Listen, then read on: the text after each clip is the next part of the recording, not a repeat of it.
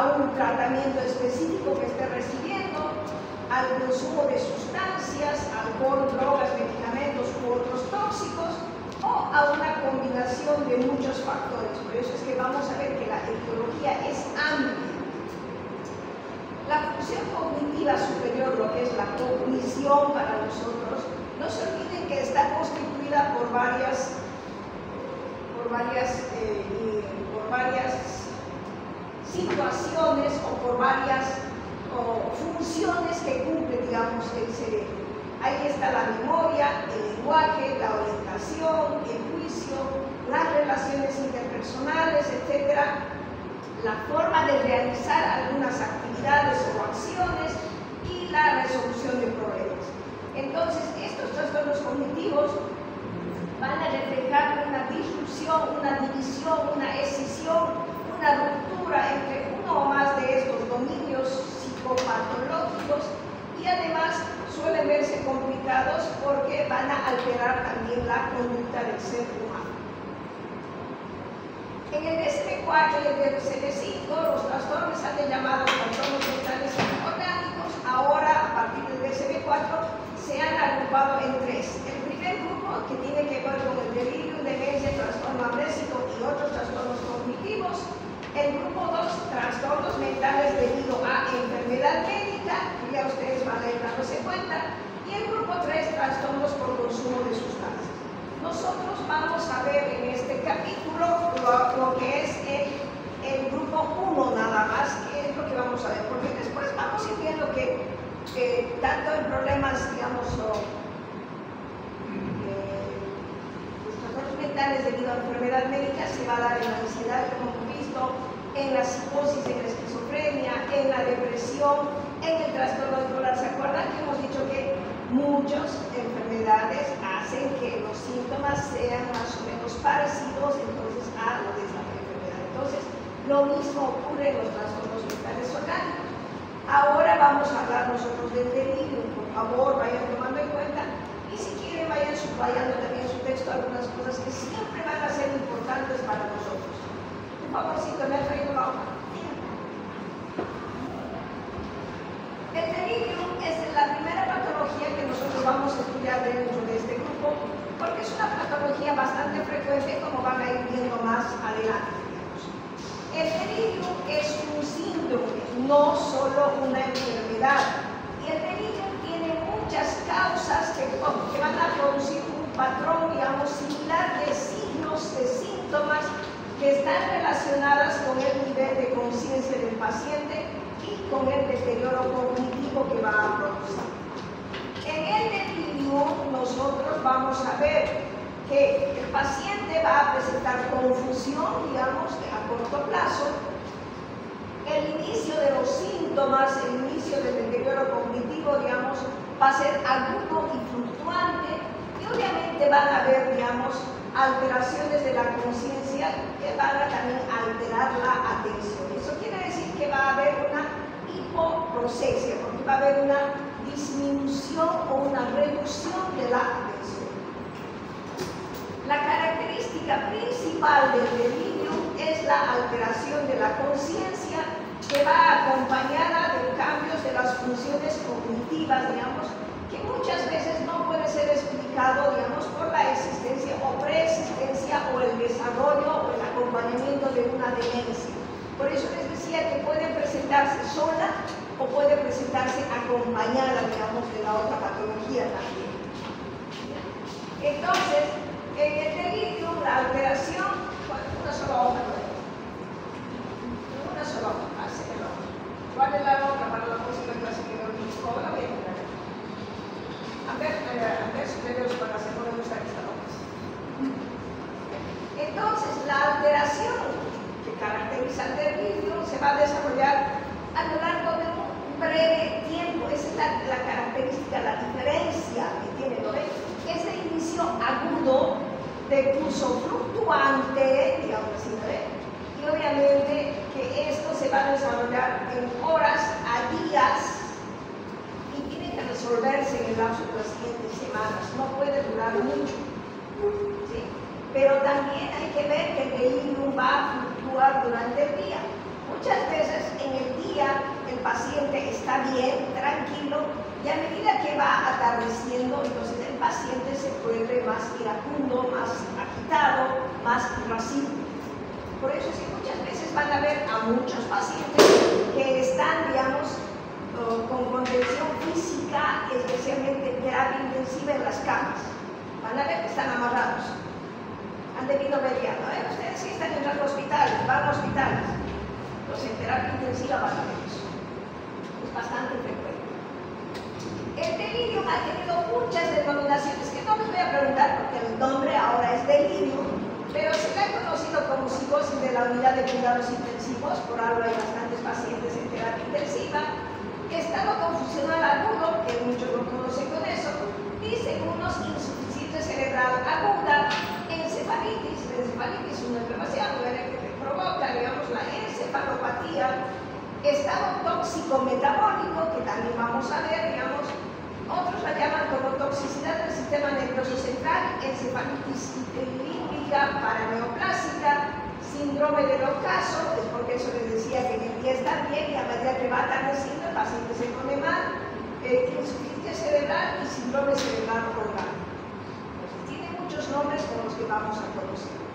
En cuanto a su epidemiología, el delirio se presenta alrededor del 1% de las personas de 55 años de edad o mayores.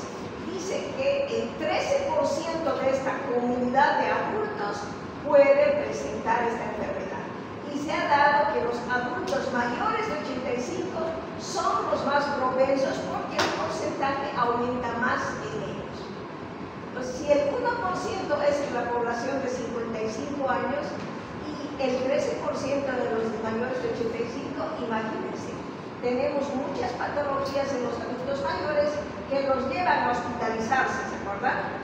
Entonces, dentro de esta hospitalización, probablemente algunas pueden estar acompañadas de delirio, que a veces el personal de salud no se da cuenta o prefiere no darse cuenta.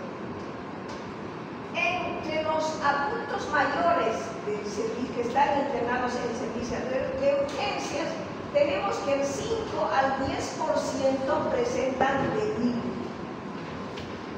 En los pacientes quirúrgicos que han sido sometidos a cirugías, del 10 al 15%.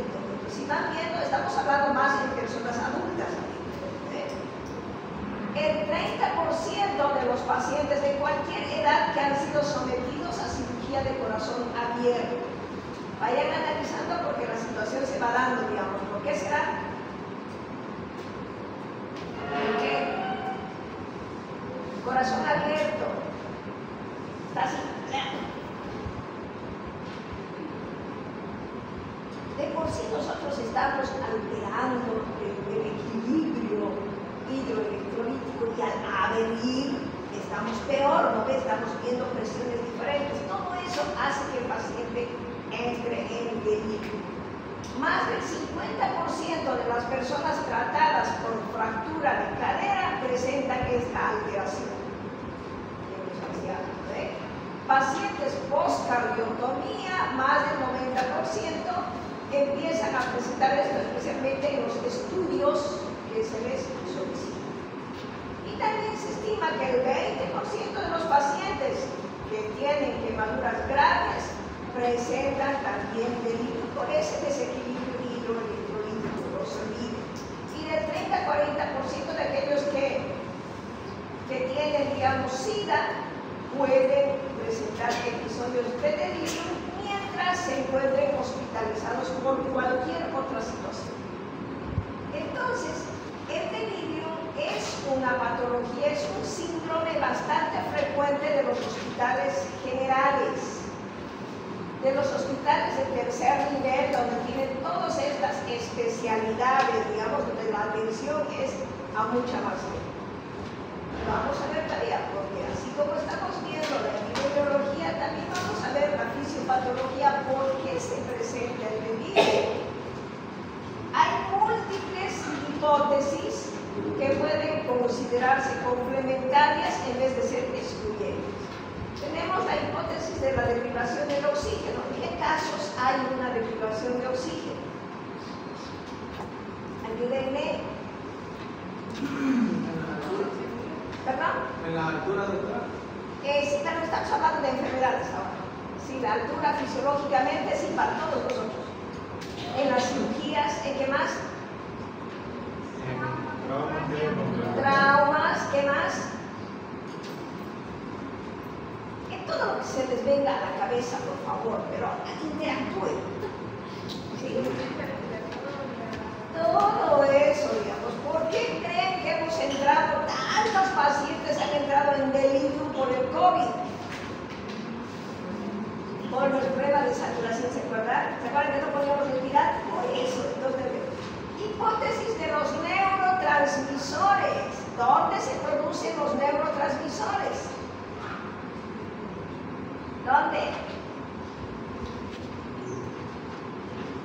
¿Dónde? Hemos hablado con ustedes de neurotransmisores, hemos hablado de serotonina, de noradrenalina,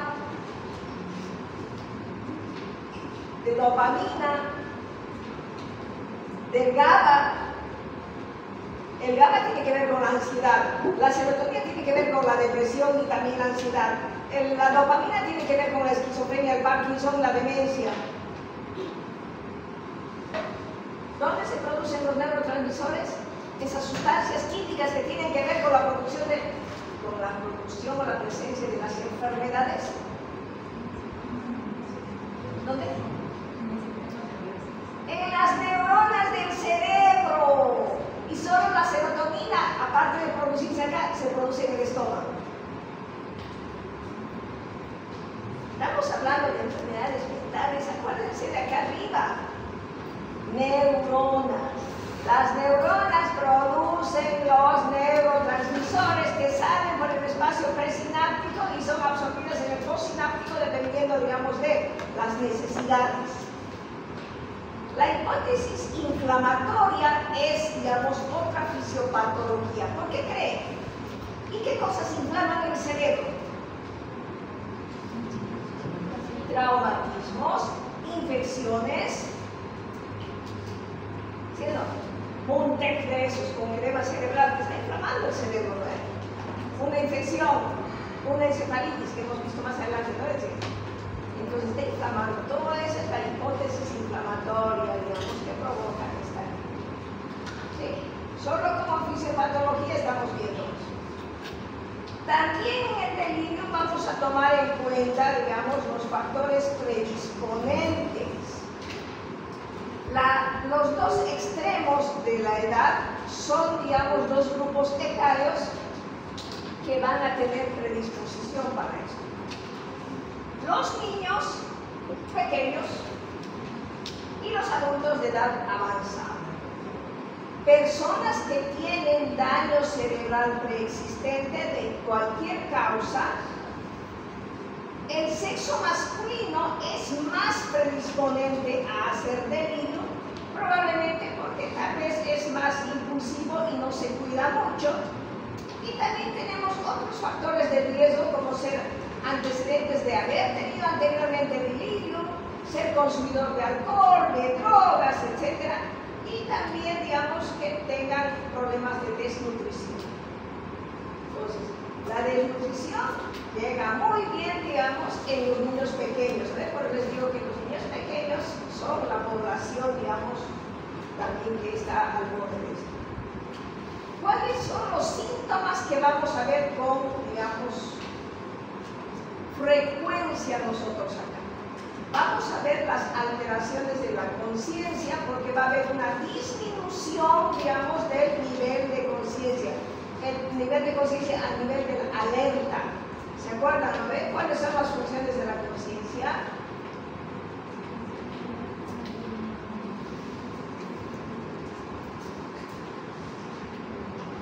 Va a haber alteraciones de la atención. Puede haber una disminución de la atención, una dificultad para la concentración, o también va a haber dificultades para mantener la atención, digamos, en algún objetivo, o, digamos, para cambiar el centro de atención. ¿Qué se llama la disminución de la atención? Y a la normalidad de la atención. Va a haber desorientación en el paciente. La orientación es parte de qué? La orientación es parte de... La orientación es parte de la conciencia. Hoy estamos mal. Creo que voy a tomar un examen de psicopatología.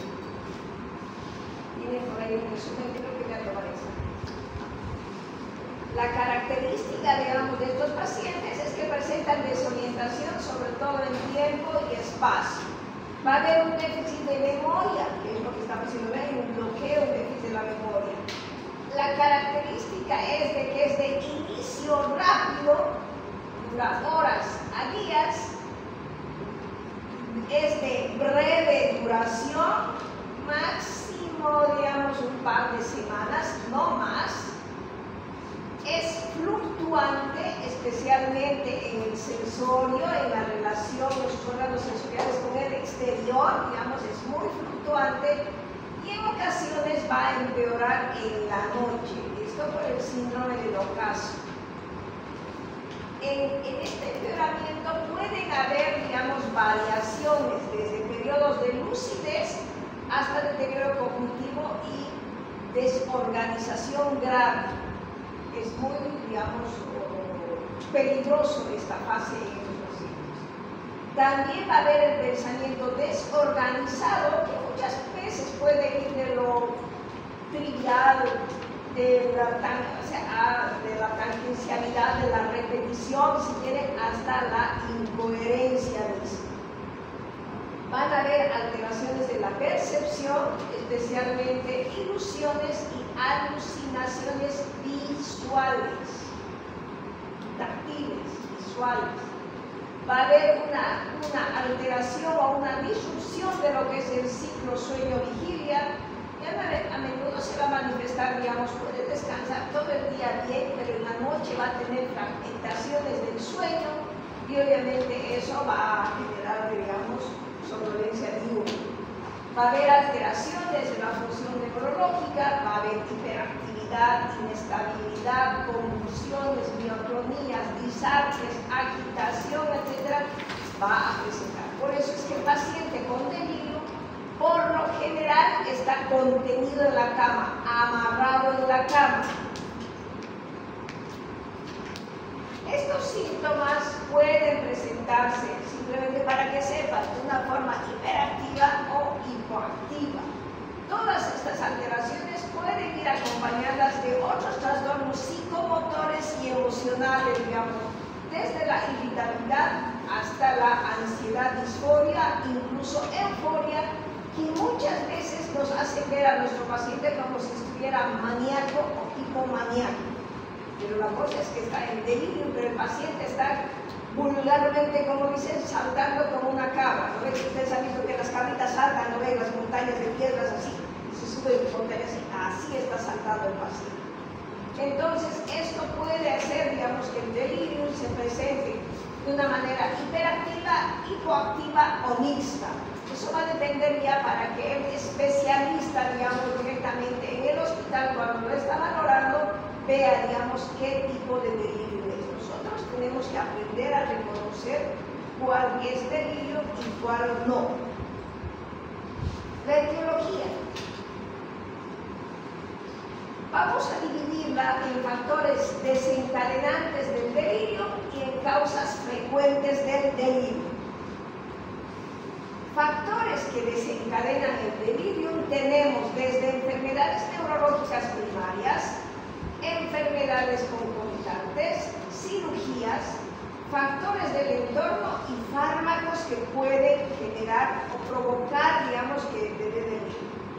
En las enfermedades neurológicas tenemos incluso problemas neurológicos del hemisferio dominante, hemorragias intracraneales o infecciosas como meningitis y encefalitis. Entre las enfermedades concomitantes tenemos infecciones en cualquier nivel, complicaciones iatrogénicas, enfermedades agudas graves, hipoxia, shock, anemia, fiebre o hipotermia, deshidratación, desnutrición, hipoalbuminemia, enfermedades metabólicas. Sí, si estamos bien que analizamos, todo puede llevarnos a un delirio. Una simple gripe mal curada nos puede llevar a un delirio.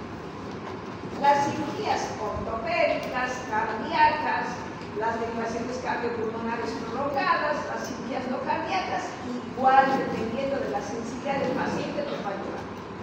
Dentro de los factores del entorno se toma en cuenta, digamos, la admisión a la unidad de cuidados intensivos, que es, digamos, una situación intolerable, el uso de inmovilizadores, uso de múltiples procedimientos, dolor, estrés emocional, privación del sueño, puede llevar. Y los fármacos, si se fijan, son los mismos fármacos que a veces nosotros utilizamos en ellos, los mismos pueden provocar también delirio si es que estamos utilizándolo en exceso. Sedantes hipnóticos, utilizamos todo el tiempo, opiáceos, ahí ya vamos teniendo, esos son analgésicos fuertes, anticolinérgicos, tratamiento con múltiples fármacos y la abstinencia de alcohol o sustancias que puede llevar.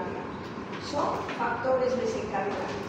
Analizamos un poquito, todo puede desencadenar y llevarnos a un delirio, pero también tenemos factores frecuentes que hacen que la persona presente delirio. Dentro de estas están las enfermedades del sistema nervioso central, epilepsia, migraña, traumatismo craneoencefálico, tumores, hemorragias, hematomas, etc. Enfermedades metabólicas, desde alteraciones electrolíticas, llegando a la diabetes, a la hipoglicemia, a la hiperglicemia, a la resistencia a la insulina. Enfermedades sistémicas tenemos infecciosas, virales, no virales, que causan infección en el cerebro. Tenemos traumatismos, variaciones del equilibrio hídrico, deficiencias nutricionales, quemaduras, dolores no controlados, los golpes de calor que pueden llevarnos también al delirio, digamos, y obviamente lo que decía su compañero, las grandes altitudes, la gente que no está preparada para eso puede entrar en delirio. Baja oxígena y se vuelve otra vez a poner bien. Fármacos, analgésicos, antibióticos, antivirales, antimicóticos, esteroides, anestesias, fármacos cardíacos, antihipertensivos, antineoplásicos, anticolinérgicos, nos pueden dar delirio. Es bastante complicado. Enfermedades ya más neurológicas por complicaciones farmacológicas síndrome neuroléptico maligno, síndrome serotoninérgico y también todos esos productos que venden sin receta médica, una mezcla de plantas, también pueden provocar vivir. Hubo una época cuando estaba estudiante todavía en la universidad, hubo el delirium por el floripondio. ¿Alguien conoce el floripondio? Es una flor media como campanita, etcétera, que muchas mujeres utilizan para provocarse el aborto. Es alucinógena, espectacularmente alucinógena. Entonces uno pregunta, ¿no? Y a la gente cuando está de turno, ¿pero qué has hecho? Que ya viene con sus sagrados, pero viendo visiones así con sus alucinaciones, nada, porque no se había metido nada, y había sido revisado, pero la persona, la chica, estaba así. Y no ha sido 1, 2, 3, muchos, por eso digo, es la época del floripondio.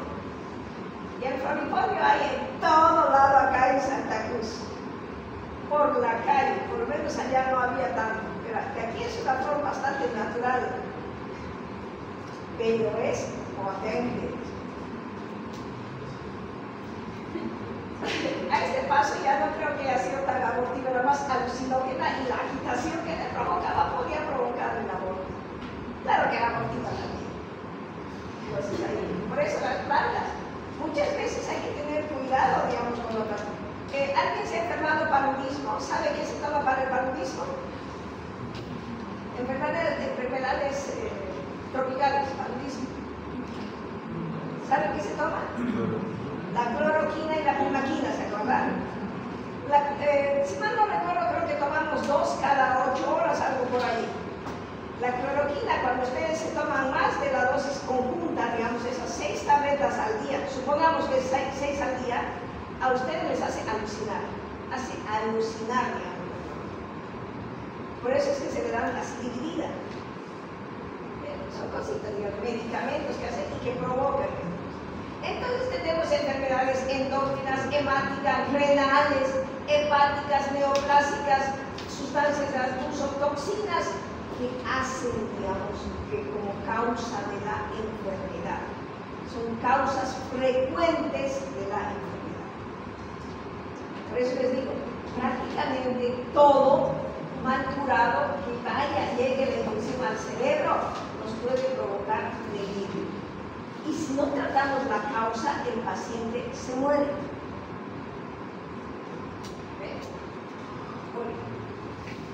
Entonces, los trastornos del delirio tienen en común lo que es la alteración de la conciencia y de las funciones cognitivas, pero se van a diferenciar por su etiología. Tenemos delirium debido a una enfermedad médica, ya les he dicho que cualquiera de ellas puede provocar. Delirium inducido por sustancias, delirium debido a múltiples etiologías y delirium no específica. Pero todas tienen características comunes porque van a presentar estas 4, el A, B, C, D del delirio. A, alteración de la conciencia con reducción de la capacidad de focalizar y mantener o cambiar la atención. B, cambio en las funciones cognitivas como déficit de memoria, desorientación, alteraciones en el lenguaje, presencia de una alteración perceptiva que no se explica por la existencia de una demencia previa. C, la alteración se presenta en un corto periodo de tiempo, habitualmente horas a días, y tiende a fluctuar a lo largo del día. Y D, es que nosotros podemos demostrar a través de la historia clínica, de la exploración física y de los exámenes laboratoriales que hay una alteración que es de un efecto fisiológico directo de una enfermedad médica o por intoxicación o abstinencia de sustancias o debido a múltiples etiologías. Pero nosotros podemos demostrar. Por eso es que nosotros debemos conocer, llegar a la causa rápidamente del delirio para tratarla y así que nuestro paciente no se muera. Y para eso, obviamente, tenemos que hacer una muy buena historia clínica. Tenemos que ser bastante preguntones, si quieren, debe decir, el inicio, cuánto ha iniciado, la duración de los síntomas, en qué circunstancias empezaron las cosas, qué síntomas tiene, digamos, o qué síntomas tenía más antes, cómo era la situación intelectual del paciente, en qué condición social y ambiental vivía, cuáles son sus antecedentes, digamos, de enfermedades, sistemas neurológicas o psiquiátricas, si ha estado usando o no sustancias, digamos, o ha sido expuesto a tóxicos, cuáles eran sus hábitos nutricionales. Importante hacer una muy buena exploración física. Vean y constaten en su paciente, porque esto depende de la valoración de los exámenes complementarios que pidan y del examen físico que ustedes realicen. Es muy frecuente que a veces de la nada los traen y les derivan sin siquiera hacer una historia clínica, un examen físico al paciente. Nos derivan rápido de los hospitales grandes al psiquiátrico a los pacientes que están agitados. Hemos dicho que un traumatismo cráneoencefálico, un edema, no se forma ese rato, ¿se acuerdan? Es a las horas, ¿se acuerdan? ¿No? O las hemorragias también a las horas uno va dándose cuenta, ¿no? Por los cambios. Entonces, muchas veces nosotros como médicos nos hemos olvidado de preguntar el cómo, cuándo, dónde y por qué de la sintomatología en el paciente cuando lo estamos viendo por primera vez. Entonces nos llegan pacientes así en un cuadro de agitación, pero totalmente parecían maníacos, y nos dicen la derivación, paciente mental con manía. Nos mandan así, y digo hospitales grandes, mandan al paciente. Y uno hace la evolución del paciente y va preguntando a la familia todo eso. Resulta que un día antes, etcétera, tuvo un accidente, tuvo una caída, etcétera. Entonces uno tiene que devolverle, pero en ese ir y venir, que ya es 2 días, entonces pierde el tiempo, perdemos el tiempo. Y lo devuelve el paciente con antecedentes de haber sufrido un traumatismo cráneoencefálico por un accidente de moto. Pero no se hizo nada, no se, ni herida nada, pero sí se dio, digamos, un golpe de esos fuertes. Entonces va y se sugiere una valoración neurológica, tomografía, etcétera, para ver qué es lo que está pasando. Otro paciente, digamos, que te lo envían, que ya le habían hecho una circuncisión a una persona joven, adulta, de 20 años. No le bajaba la fiebre, entonces la fiebre le provocó delirio, entonces nos lo mandan por delirio, así la vamos viendo. Tenían ellos todos los medios, laboratorios, todo para hacerle, podían, ¿no? Pero nos lo mandan a hacer un laboratorio y había una leucopenia total y había dengue. A la cirugía que le hicieron tan simple, se complicó con dengue, pero ellos ni siquiera le hicieron un laboratorio de rutina antes de mandarlo, digamos, y lo mandan como delirio. Y nos lo mandan. Obviamente el delirio no era por el dengue, se lo vuelve a mandar paciente con dengue positivo, dengue que está con leucopenia. Ellos son los médicos internistas que tienen que manejar allá, ¿me entienden? ¿No? Cositas así pequeñas que se nos puede ir a nosotros de las manos. Entonces, tenemos que ser un poquito más despiertos y no se olviden de hacer la historia clínica.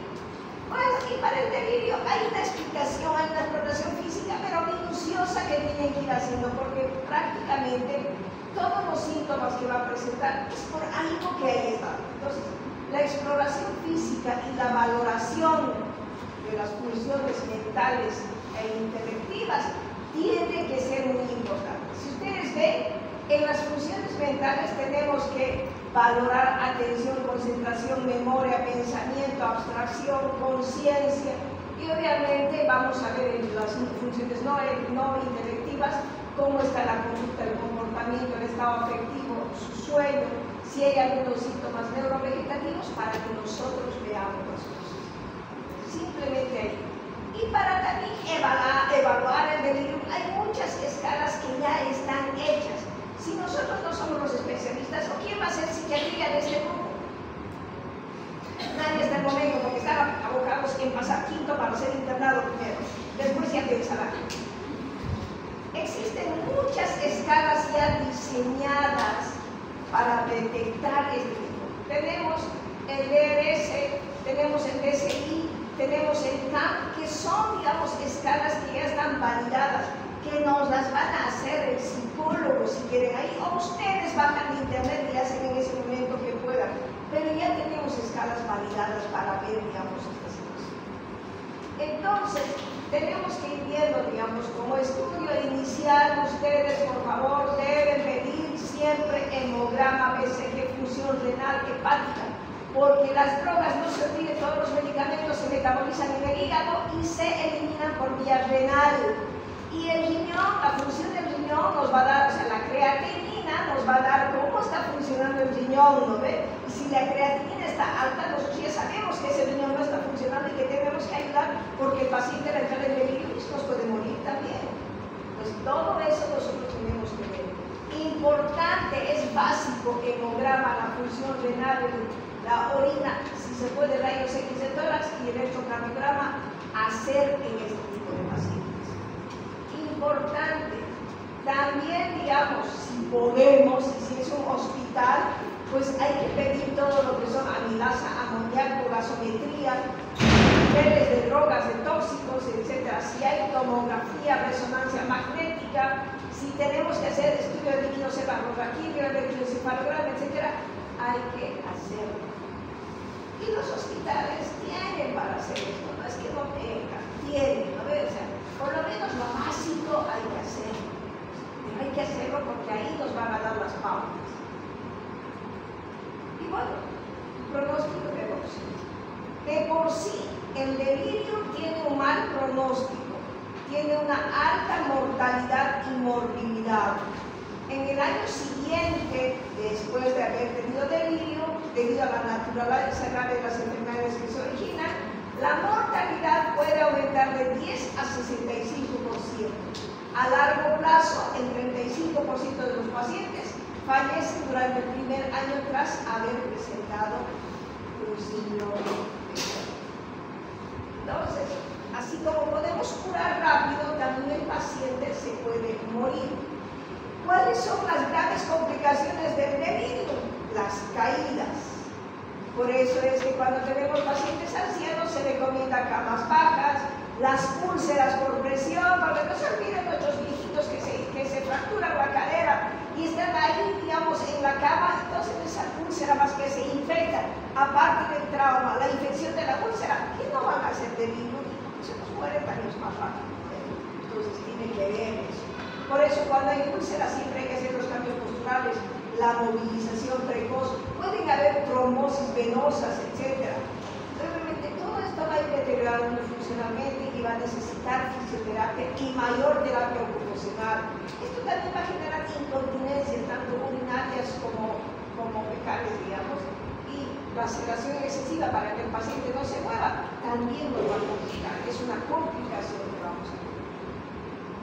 Así como en el adulto se presenta, también va a haber delirio pediátrico. Y si ustedes ven, las causas son niños hospitalizados, niños que han sido sometidos a procedimientos diagnósticos dolorosos, niños que no tienen cuidadores. Todo esto va a haber compromiso cognitivo, va a dar trastornos del comportamiento, niños con infecciones, acidosis, etc., con patologías del sistema nervioso central, niños que están, digamos, sometidos a ventilación mecánica, niños que están en ambientes con ruido excesivo, que tienen mucho miedo, cambios en la luminosidad o la temperatura para los niños. Todo eso va a provocar también delirio en los niños. Y no estamos yendo todavía a las deshidrataciones, y a la malnutrición, y a las quemaduras de la piel. Todas esas cosas en los niños también puede pasar. La única diferencia es la edad. Aquí están en este lado que recién están creciendo y aquí ya se están deteriorando, ¿no? Entonces, esa. Bueno, en la clínica también va a haber alteraciones de la atención, va a haber una dificultad. El niño no va a decir, no entiendo, no sigo, no vamos a ver, pero va a tener dificultades para sonreír, no va a hacer contacto visual, se distrae o tiene incapacidad para enfocar la atención en algo, digamos, en las cosas más interesantes.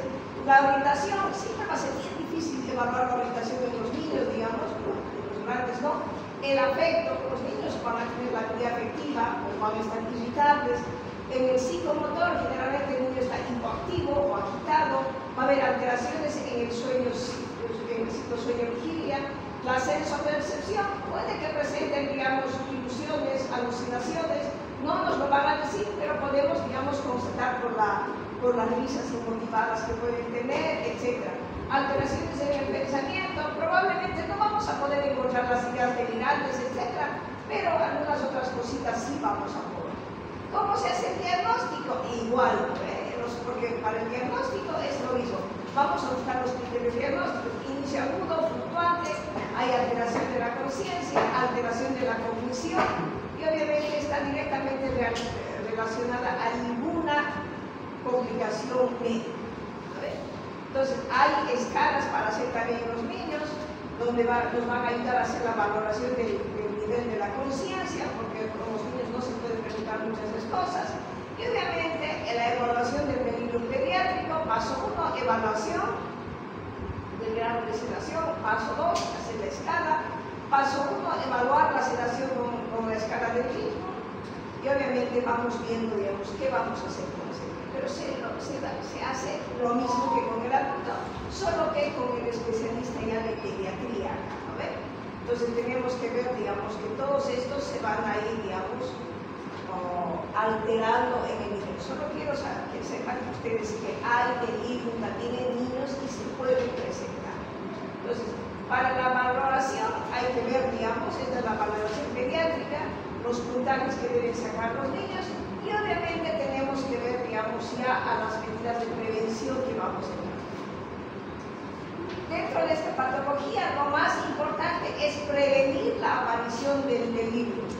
Por ello, muchos hospitales, muchas las sociedades de psiquiatría han desarrollado estrategias para prevenir la aparición del delirium en ancianos hospitalizados, que tratan de reducir los principales factores de riesgo.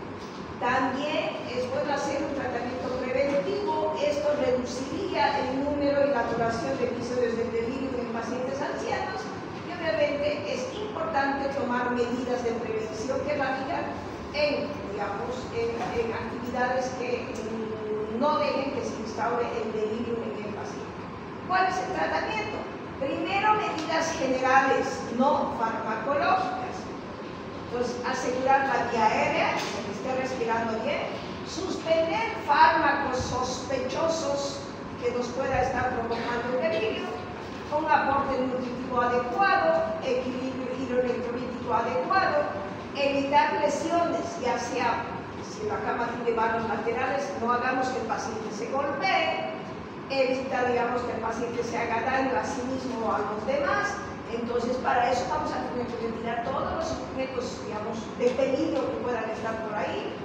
Hay que hacer una intervención ambiental.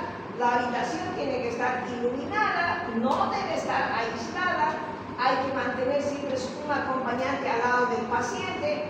Ayuda para mantener la orientación, un reloj calendario grande que podamos poner, proporcionarle información sobre dónde está y por qué está ahí, proporcionarle gafas, audífonos si el paciente tiene dificultades visuales auditivas, intentar movilizar al paciente de una manera precoz, digamos, e incorporar a la familia en los cuidados del enfermo. Eso es el tratamiento no farmacológico. Pero sabemos que nosotros tenemos que hacer el tratamiento farmacológico, tanto pediátrico como en los adultos mayores. Este tratamiento farmacológico pediátrico, eso vamos a ver, digamos, con el pediatra. Nosotros vamos a hacer en el niño, digo, en el adulto mayor, ¿no? Es nuestro tratamiento. El tratamiento número 1, aparte de las medidas de apoyo, es la identificación y el tratamiento de la causa del delirio. Es lo fundamental, ya que el tratamiento etiológico conlleva en muchos casos a la resolución del delirio. Por eso les digo, el tratamiento del delirio es conocer la causa, identificar la causa y hacer el tratamiento a esa causa. Cuando el paciente está en delirio, nosotros interrumpimos cualquier tratamiento que nos esté haciendo sospechar que podría estar dando delirio. Después, punto 2, urgencia y la reducción de daños. Acá entra nuestro tratamiento psiquiátrico. Entonces, si yo voy a hacer el punto 1 del tratamiento etiológico, entonces voy a poner pues, una vía, primero vía aérea permeable, una venoclisis permeable, voy a vitaminizar a mi paciente, voy a asegurarme, digamos, de que el paciente esté protegido, ¿lo ven? Y voy a tratar de descartar rápidamente cualquier otra complicación médica que podría estar afectando al paciente. Punto 1, sí o sí, tengo que conocer la causa, tengo que ver que esta causa no me esté complicando más a otros lugares, tengo que hidratarlo al paciente, tengo que alimentarlo y tengo que ver que esté respirando bien, que esté oxigenando bien. Y después de eso, recién paso a los síntomas psiquiátricos. No me importa, digamos, esperar la parte psiquiátrica, lo que tengo que ver es directamente la causa. Ya cuando entro, pues van a entrar como cuidados de soporte y rehabilitación. Vamos a ver con el equipo multidisciplinario, digamos, qué cosas vamos a dar. Y obviamente dentro de esto va a incluir una serie de medidas generales que vamos a ver. Entonces, si ya mi paciente tiene delirio y síntomas psicóticos, pues le voy a dar antipsicóticos. Si mi paciente tiene delirio, problemas de sueño, depresión, pues le voy a dar, digamos, ansiolíticos. ¿Se dan cuenta, no ven? Obviamente, dentro de los antipsicóticos que yo voy a utilizar, van a ser inicialmente los antipsicóticos por vía endovenosa. Y lo único que tengo para utilizar por vía endovenosa es el haloperidol de 5 miligramos. Para la psicosis, antipsicóticos. Para la ansiedad del insomnio, ansiolítico, digamos. Si hay síntomas depresivos, antidepresivos. ¿Me entienden? Dependiendo de los síntomas. Todo eso me va a ir, digamos, mejorando todo el proceso. Por eso es que nosotros debemos ver, digamos, que los neurolépticos de alta potencia vienen, digamos, en ampollas o gotitas. Yo prefiero ampollas porque muchas veces el paciente con delirio no le va a querer tomar nada. Entonces tenemos que darlo endovenoso. Ahí tenemos el haloperidol, que cuando nos llevamos esquizofrenia, les he dicho, viene en comprimidos de 5 miligramos, en ampollas de 5 miligramos, en gotas de 2 miligramos, y el haloperidol de decanoato, que viene, digamos, de 70.52 miligramos, que se da inyecta cada 28 días en ampollas de 2 miligramos, 2 ml. La risperidona viene en comprimidos de 1, 2 y 3 miligramos y viene en gotas de 1 miligramo. Esos son los dos productos que nosotros utilizamos como antipsicóticos de preferencia. Y dentro de los ansiolíticos utilizamos lo que es el lorazepam y el midazolam. El lorazepam en otros lugares viene en ampollas, nosotros tenemos en tabletas. No le damos mucho diazepam porque el diazepam pues como que nos provoca un poquito más de problemas respiratorios y a veces nos provoca, digamos, unos paros respiratorios. Por eso damos lorazepam o midazolam, que son de efecto más inmediato y de rápida eliminación. Su vida media pasa rápido, digamos. Son las de elección. Y también no estamos aquí, hay algoritmos de cómo atender y hacer el tratamiento a los pacientes con delirio. Estos algoritmos ya están ahí establecidos, digamos, para aquella persona que va a hacer o se va a dedicar, digamos, a emergenciología o, digamos, a psiquiatría, digamos, para su estudio posterior, hay algoritmos. Y con eso terminamos delirio. Y ahora hacemos demencia. Es la otra patología, ¿no es? La demencia es un síndrome debido a una enfermedad adquirida que también puede ser por los efectos de las sustancias o puede también presentarse por múltiples etiologías. El delirio se caracteriza por ser crónico, progresivo e irreversible. ¿Y cuál era la característica del delirio? Agudo, insidioso, fluctuante y reversible siempre y cuando conozcamos la causa. Entonces, la demencia es todo lo contrario, es crónico, progresivo, irreversible, presenta déficit de las funciones corticales superiores, lo que es orientación, memoria, pensamiento, juicio, cognición, que afecta a los mismos, y también va a presentar una alteración en el control emocional y el comportamiento social del paciente. Entonces, todo lo contrario.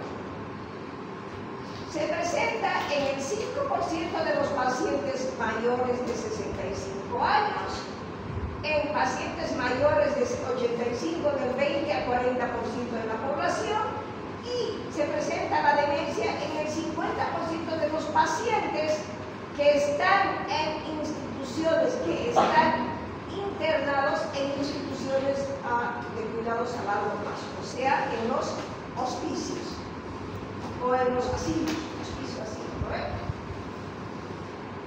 Para el delirio también es muy importante, hay factores predisponentes. La edad, siempre la demencia,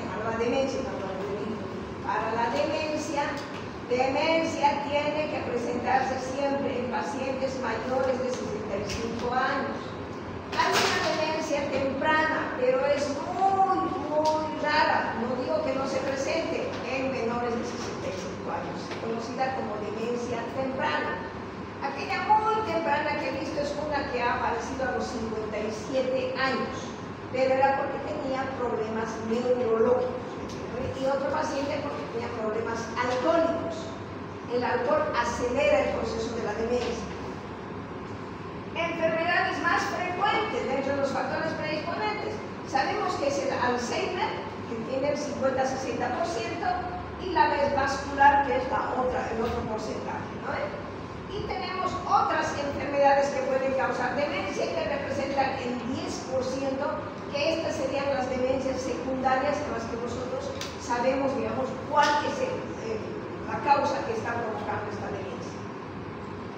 Y para eso vamos a ver que la demencia se clasifica en tres grandes grupos: demencias degenerativas irreversibles, demencia vascular, que es irreversible también, y la demencia secundaria, ese 10% que es reversible. Entonces, si las degenerativas dicen que la del Alzheimer, que es más o menos el 50%, el 40% va a ser demencia vascular y el 10% va a ser demencia secundaria. ¿Ya?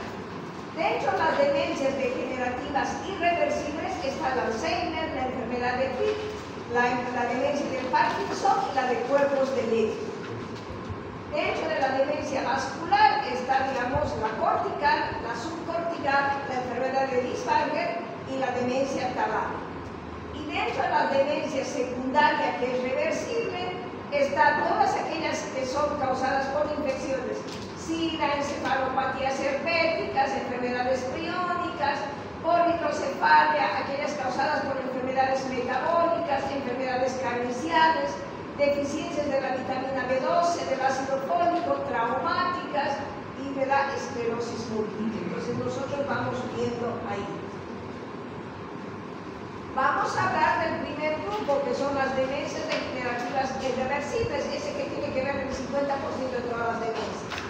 Y dentro de esta vamos a ver, digamos, la demencia o el trastorno neurocognitivo mayor debido a la Alzheimer.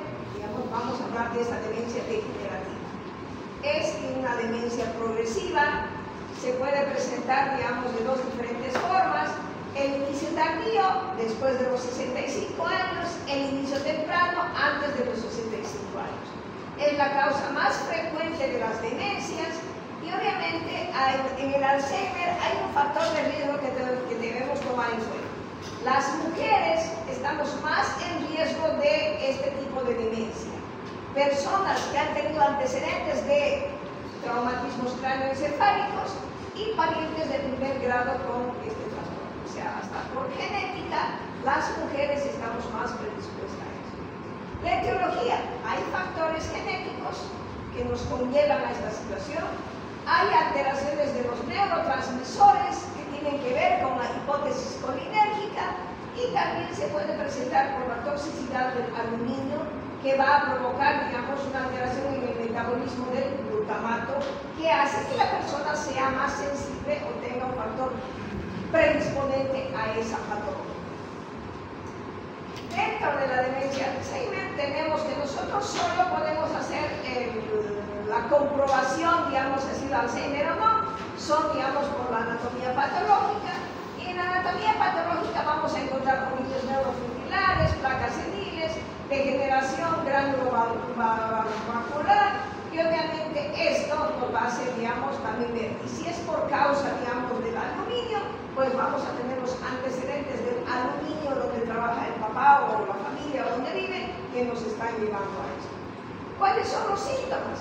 En los síntomas, no se olviden ustedes, aparte de tener, digamos, el déficit cognitivo, va a haber deterioro de la memoria, va a haber una amnesia anterógrada, o sea, no va a poder guardar información nueva.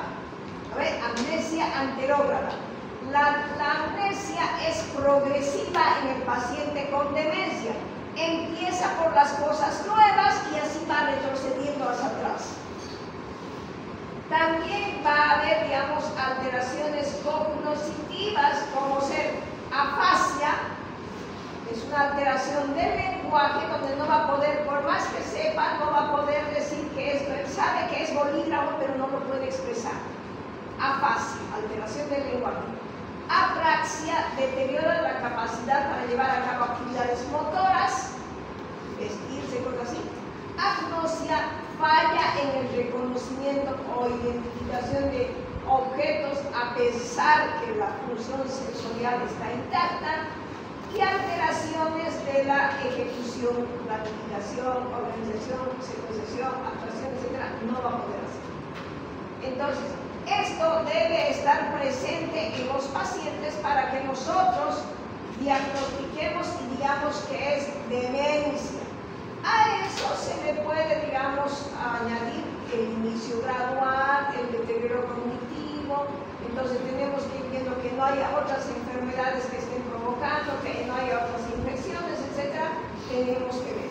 Pero esos síntomas sí o sí los tenemos que encontrar. Y seguimos con el trastorno neurocognitivo, digamos, que debido a la enfermedad de PIC, demencia degenerativa. Igual es una demencia degenerativa irreversible, afecta las funciones cognitivas relativamente preservadas, va a presentar síntomas o signos frontales, digamos, de atrofia, pérdida de las neuronas, gliosis, digamos, y cuerpos intraneuronales o cuerpos de tipo. Y esto también se diagnostica mediante la autopsia, estudios, digamos, del cerebro muerto. Tenemos la demencia degenerativa por Parkinson, es un trastorno del movimiento idiopático, también es de inicio tardío, está caracterizado por bradicinesia, temblor en reposo, facies de máscara, marcha titubeante, va a haber un deterioro intelectual y obviamente también se va a acompañar de síntomas depresivos. La etiología se dice que es por una reducción de las células de la sustancia negra, hay mayor cantidad de dopamina, que sería la encargada de esos movimientos fasciculares que tiene, hay una degeneración de las vías dopaminérgicas y obviamente puede ser causado también por traumatismos cráneoencefálicos repetidos. También tenemos la demencia por cuerpos de Lewy, que es clínicamente similar a la del Alzheimer, pero con rasgos parkinsonianos. Hay manifestaciones primarias como ser la fluctuación de la atención, del nivel de alerta, hay alucinaciones recurrentes y obviamente tenemos que ver que tiene que tener características parkinsonianas como ser la bradicinesia, el temblor. Esto se va a acompañar, digamos, de síntomas o manifestaciones secundarios, como ser que la persona tenga múltiples caídas, que le dé síncope, que tenga sensibilidad a los neurolépticos, delirios sistematizados, alucinaciones, especialmente auditivas y táctiles. Es la característica de la demencia degenerativa de cuerpos de Lewy, que también la vamos a diagnosticar en estudios anatomopatológicos, cuando el paciente ya está muerto. Tenemos el segundo grupo de la vascular, que también es irreversible, y la vascular, la más frecuente, podríamos decir que es la enfermedad de Lismanger, conocida como encefalopatía arteriosclerótica subcortical. Esta se caracteriza por presentar numerosos infartos a nivel de la sustancia blanca. Se pueden observar déficits cognitivos y cambios conductuales, pero se van a observar a partir de cierta fecha, digamos, y van a ver también signos neurológicos. Aquí vamos a encontrar que hay varios vasos sanguíneos cerebrales, pequeños, medianos, afectados. Van a haber múltiples infartos, van a haber tromboembolias y vamos a tener hallazgos físicos como son los carotídeos, anomalías fundoscópicas o cámaras cerebrales que están aumentadas de tamaño. Demencia vascular de la enfermera de Lis-Bayer. Tenemos la demencia vascular. Esta se presenta en el 15 al 30% en personas entre 50 y 60 años. Es la de inicio más temprano, digamos, de las demencias, y hay factores de riesgo que van a llevar a la persona que tenga demencia, que sea hipertenso desde joven, que tenga problemas de cardiopatías y obviamente factores de riesgo de hijos. ¿Cómo lo vamos a ver? Por la tomografía, digamos, o la resonancia magnética, que nos van a mostrar, digamos, los lugares donde han habido esos infartos. ¿Cómo vamos a hacer? Vamos a hacer un diagnóstico diferencial con otras demencias, con la depresión y con el ictus, digamos, paralelo. Esta demencia vascular, nosotros vamos a buscar también los síntomas. Si se fijan, viene siendo lo mismo. Presencia de múltiples déficits cognitivos, hay deterioro de la memoria, hay afasia, apraxia, agnosia y alteración de la actividad constructiva. Afasia, alteración del lenguaje; apraxia, deterioro, digamos, en la capacidad para llevar a cabo actividades; agnosia, falla en el reconocimiento e identificación de objetos; y alteración de la actividad constructiva, digamos, en cuanto a planificación o organización.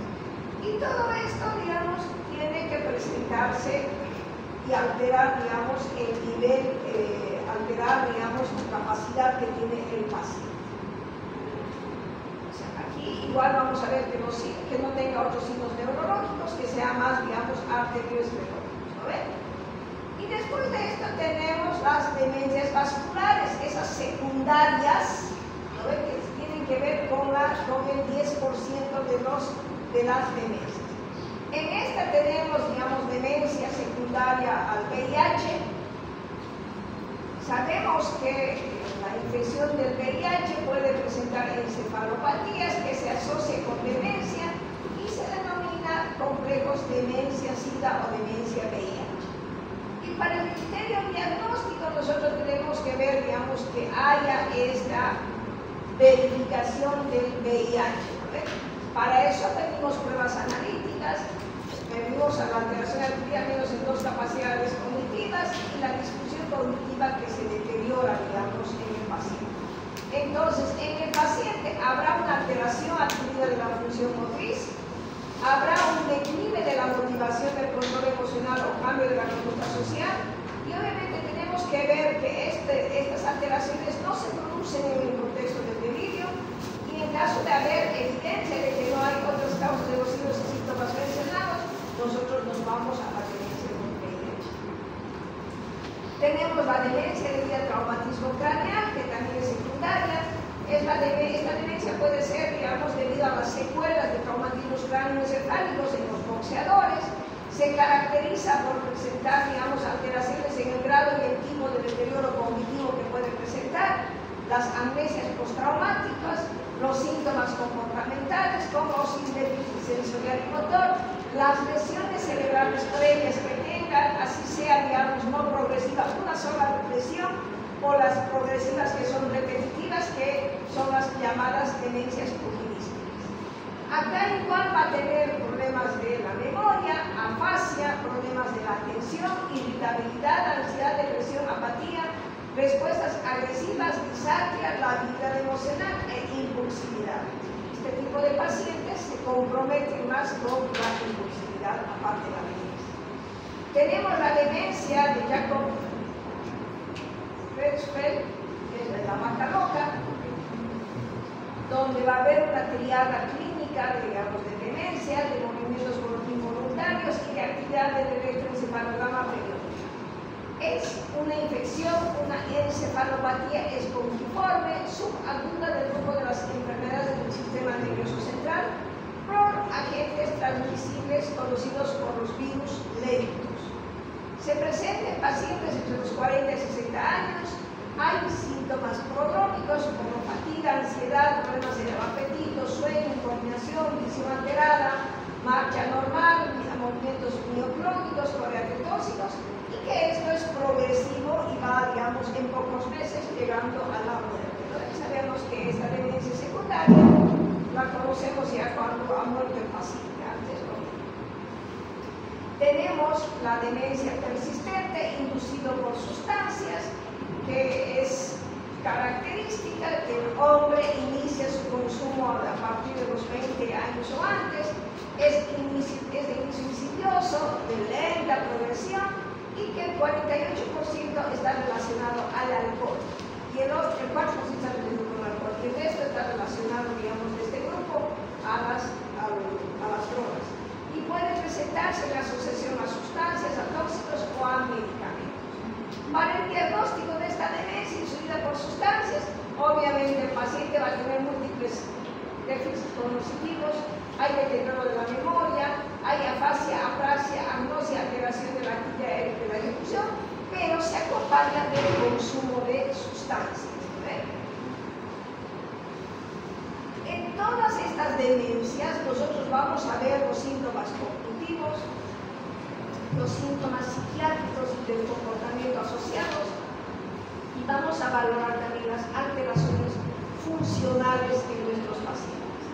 De hecho, en los síntomas cognitivos va a haber problemas de abstracción, de desorientación en el espacio-tiempo, amnesia, anomia, apraxia, afasia, agnosia, aproxexia, acalculia, alexia, agrafia. O sea, todas las funciones pueden, digamos, alterarse.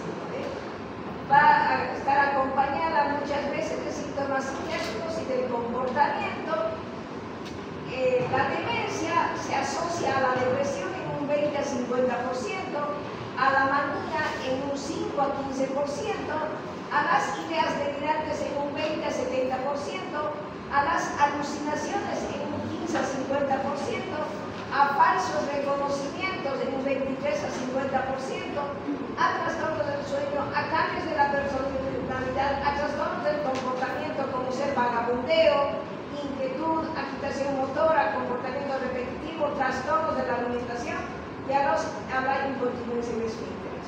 Entonces, el pacientito no va a poder cuidar de sí mismo, entonces va a haber la presencia de extraños y que considera real todo lo que ve en la televisión. Y también siempre va a hablar de que me abandonaron, por más que sus hijos estén ahí, digamos, se pierden a ese extremo. Van a haber alteraciones funcionales que aparecen desde los primeros estadios. Primero se van a alterar las actividades instrumentales de la vida diaria, como ser, digamos, deja de hacer las actividades domésticas, deja de controlar sus finanzas porque se va olvidando, deja los cambios o pierde su dinero, ¿no ven?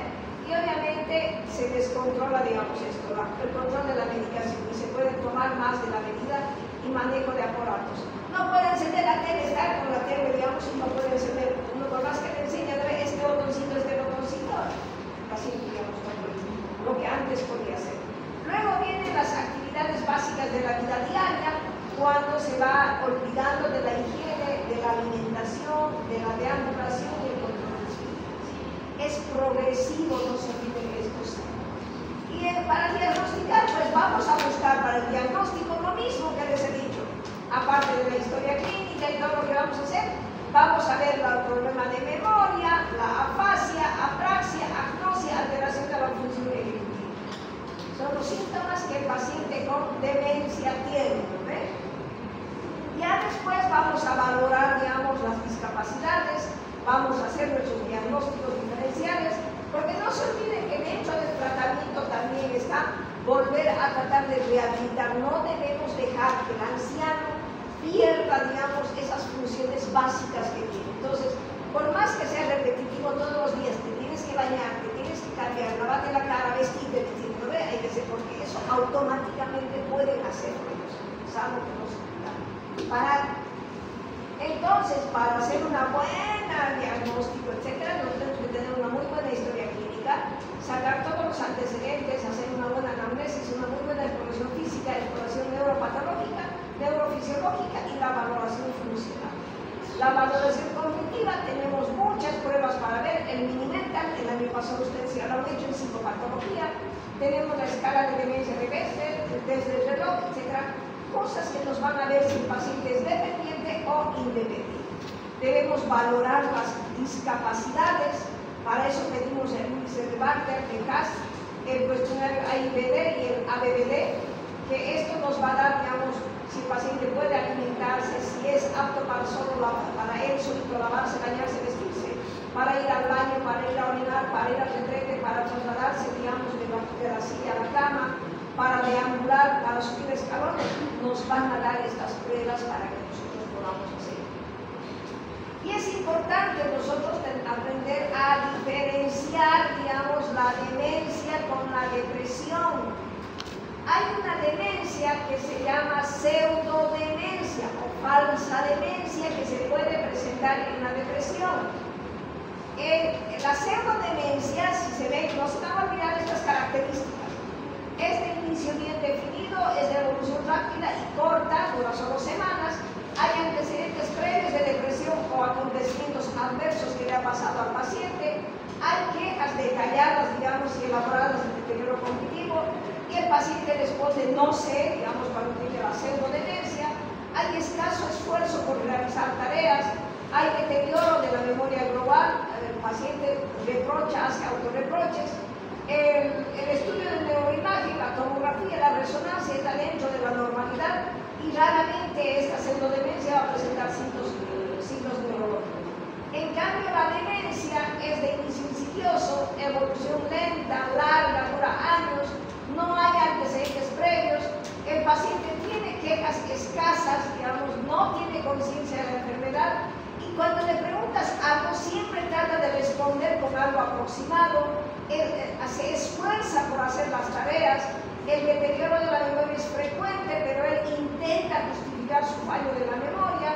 Cuando le hacen estudios, digamos, de neuroimagen, sale la atrofia cerebral, en la tomografía simple ya sale la atrofia y obviamente presenta signos neurológicos. Importante hacer esta diferenciación. Como que es importante también hacer la diferenciación entre delirium y demencia, porque no se olvide que el delirium también se caracteriza por la presencia de un deterioro cognitivo global y los pacientes con demencia a menudo muestran delirium concomitante. Puede ir, digamos, asociado, digamos, el delirium con demencia o la demencia con delirium, ¿no? Entonces puede ir. El delirium es una enfermedad aguda de inicio rápido, dura días a semanas, evolución fluctuante, nivel de conciencia fluctuante, orientación afectada, el afecto es ansioso, irritable, el pensamiento a menudo desordenado, la memoria deteriorada, hay alteraciones de la percepción con alucinaciones frecuentes, la función psicomotriz está retrasada, agitada o mixta, hay alteraciones del sueño vigilia, la atención y alerta está alterado y obviamente el cuadro es reversible. En cambio, en la demencia, los antecedentes, digamos, vamos a ver que es una enfermedad crónica, inicio insidioso por lo general, dura meses a años, la evolución es crónica progresiva, el nivel de conciencia es normal, la orientación está intacta al inicio, el afecto es lábil, el pensamiento está disminuido, la memoria está deteriorada, digamos, con la memoria reciente y luego pasa a la remota. La percepción, hay alucinaciones, pero son muy poco frecuentes. La función psicomotriz está normal, el sueño, hay menor alteración, la atención y alerta están menos alteradas y la demencia casi nunca irreversible, solo ese 10%. Importante. Entonces, es importante hacer nosotros la entrevista familiar, las pruebas de laboratorio y los estudios de neuroimagen para nosotros determinar la demencia. El tratamiento farmacológico. Buscar la causa, la etiología en la demencia reversible. se olvide, ¿no? Hay que buscar la causa de la reversible, ese 10% que podemos curar. Hay que hacer tratamiento de los síntomas cognitivos con el Nootrobil, que es el piracetam. Este medicamento actúa sobre el cerebro y el sistema nervioso y protege las estructuras, digamos, del cerebro ante la falta de oxígeno. Está indicado en el tratamiento de apoyo de todos estos trastornos cognitivos, cuando hay alteración de la memoria, cuando hay dificultades, etc. Y viene con el nombre de Nootrobil o simplemente piracetam.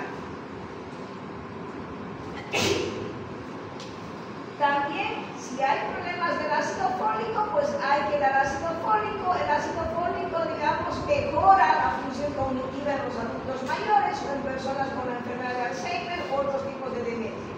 Así que no sean malos cuando a sus abuelos en la caja les den ácido fólico y complejo B. Solo eso le han dado, dice mucha gente, ¿no ves? Si tienen abuelitos y van a la caja, les ayuda y ayuda bastante. Entonces, se ha demostrado, digamos, que la suplementación con estas vitaminas mejora la función cerebral o los síntomas de la pérdida de memoria. El ácido fólico y el complejo B. Después ya tenemos el tratamiento específico, ¿no ven?, de lo que es el Alzheimer. Y dentro de estos tenemos al donepezilo, a la ribastidina y a la memantina. El único que no tenemos ahora es la galantamina. El donepezilo viene en comprimidos de 5 y de 10 miligramos con varios nombres, y la memantina viene con comprimidos de 10 y 20 miligramos. Y ahora tenemos una mezcla de donepezilo y memantina, o sea, en uno solo, que se llama el Euteron Duo, que trae memantina y trae donepezilo en uno solo. Entonces nosotros tenemos que dar este tipo de medicamentos para ayudarle, digamos, en la vida. ¿Cómo le ayuda? Le ayuda a que no muera la neurona tan rápido, entonces la protege un poco, pero de que después muera la neurona, muere nomás, solo detiene un poquito, nada más. Entonces, el donepezilo viene con el nombre de donepezilo, donecil, evocaz, etc. Y la memantina, neuropurus, euterol, lucidex, mimetix, acatinol, digamos, viene con esos nombres. Tenemos acá, ¿no? Entonces, estos medicamentos solo consiguen desacelerar los síntomas. Debemos buscar nuevas estrategias terapéuticas, como ser entrenamientos cognitivos y la rehabilitación, digamos, cognitiva en este tipo de pacientes. Entonces, tenemos varios tipos de demencia y los esquemas que no vamos a ver eso acá, pero también tenemos que ver si nuestro paciente con demencia tiene síntomas psicóticos, pues daremos antipsicóticos o neurolépticos. Y el que le estamos dando más es la quetiapina y la olanzapina. Yo, de preferencia, quetiapina dosis bajas, medio de 25 miligramos, que me va a ayudar a que el paciente también duerma y que controle sus síntomas psicóticos, porque no se olviden que dice, se han entrado a robar, se traspasan mi garra, se han entrado, me han hecho esto, etc. ¿no? Entonces, para todo eso, de preferencia utilizo la quetiapina, me resulta bien, pero también la olanzapina es buena. Trato de no usar, digamos, los antipsicóticos típicos, porque provocan mucha sedación y muchas caídas. Entonces, no me voy a complicar una demencia con un delirio por una caída o una fractura, ¿no ves? Si tiene, pues empiezo con la quetiapina o la olanzapina. Este es un cuadrito, digamos, que podemos dar, digamos, las características generales. Si pueden, sáquense una fotito con la que vamos a ver. Después hay estudios, digamos, que dicen dentro de todo debemos pensar bien para la elección del antipsicótico, ¿no? Que debemos tomar muy en cuenta. Y para muchos la risperidona tiene, digamos, la mejor calificación y después la quetiapina. Puede ser, digamos, son estudios que han realizado, pero dentro de la experiencia están resultando mejor, digamos, con la quetiapina y no estoy teniendo caídas ni complicaciones. Tampoco me paso de dosis altas, no he llegado a hacerlos a 100 tomar en cuenta eso. Es muy complicado que pase. Hay muchos estudios que nos van a decir que deberíamos utilizar, etc. Por eso dice que la risperidona y la quetiapina. Yo uso más quetiapina. Si el paciente está deprimido, pues daré antidepresivos, ¿no ven? No voy a dar, como dicen acá los de acá arriba, pero sí voy a dar los de acá abajo. Y de preferencia en el paciente anciano yo voy a preferir darle escitalopram, porque trabaja más rápido. Entonces, es la que mejor me funciona. Pero si mi paciente tiene problemas, digamos, de depresión e insomnio, como tengo que darle solo en la noche, puedo darle la mirtazapina solo en la noche, pero ni siquiera 15 miligramos. Primero inicio con 7.5. La mirtazapina tiene comprimidos de 30 miligramos. Se dice iniciar con la mitad, pero yo prefiero iniciar con cuarto comprimido, ya por la sedación que provoca. Entonces tenemos el escitalopram con todos estos nombres que podemos darle, digamos, a nuestro paciente. Pero siempre con la dosis más baja. Y de esa más baja empiecen con la mitad. 2-3 días hasta que ese organismo se adapte, especialmente los ancianos. Pero tenemos todos los nombres que ustedes quieran, digamos, y los benzodiazepinas también, y vamos viendo. Ahí terminaríamos, porque el síndrome amnésico, que puede ser por, ya sea, digamos, por abuso de sustancias, etc., no lo. De hecho, el trastorno amnésico